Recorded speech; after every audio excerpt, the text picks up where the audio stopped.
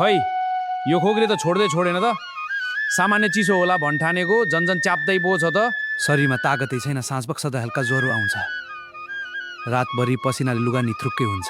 यसलाई त कसैको आँखा लागेछ, न त तन्नेरी मान्छेलाई यस्तो हुनुपर्ने होइन। नमस्ते कर्मा सर, तपाईँको अवस्था त झन् बिग्रिएछ।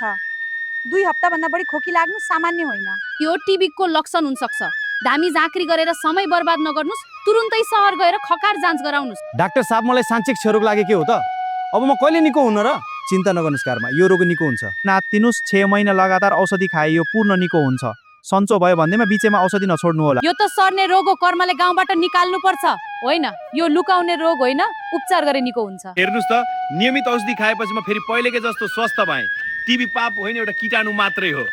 क्षय रोग लुकाएर होइन, उपचार गरेर निको हुन्छ। म प्रमोद पौडेलबाट स्वास्थ्य सन्देश नेपाल क्षयरोग निवारण संस्था कालीमाटी।